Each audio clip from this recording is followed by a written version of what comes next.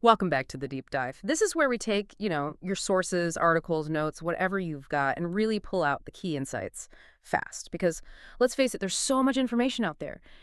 Knowing how to size up a source quickly, well, that's the real skill. Today, we're doing just that. We're focusing on how much you can get from just the basic details of one single article.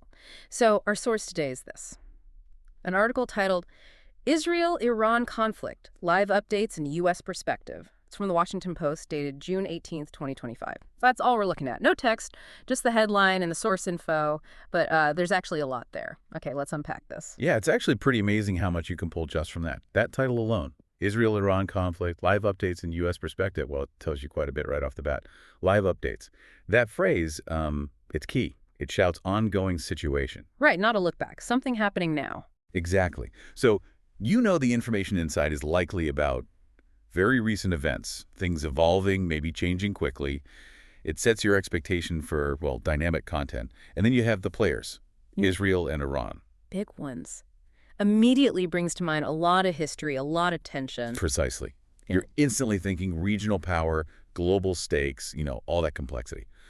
But then there's that other crucial part, U.S. perspective. Ah, the lens. The lens, exactly. It's telling you up front, this isn't some kind of perfectly neutral overview. It's going to be filtered through American interests. How does this affect U.S. policy? What are the security concerns for the U.S.? That's the angle. And look, saying U.S. perspective doesn't mean it's biased in a negative way. Just that it has a specific viewpoint. Yeah. You know what framework you're getting. You got it. It helps you calibrate immediately. You know the frame of reference. Which is so useful. Saves you time figuring out the angle later. Yeah. So that framing is clear. What about the publication itself? The Washington Post and that date. How do they add to the picture? Well, the date, June 18th, 2025. It just hammers home the live aspect, doesn't it? Super current. Breaking news, basically. Likely covering events from maybe the last day or so.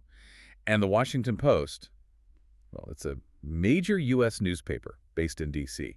That reinforces the U.S. perspective angle. You're likely getting reporting focused on, diplomatic moves from Washington, maybe chatter in policy circles, potential U.S. responses. So it aligns perfectly. The source confirms the perspective mentioned in the title. Right.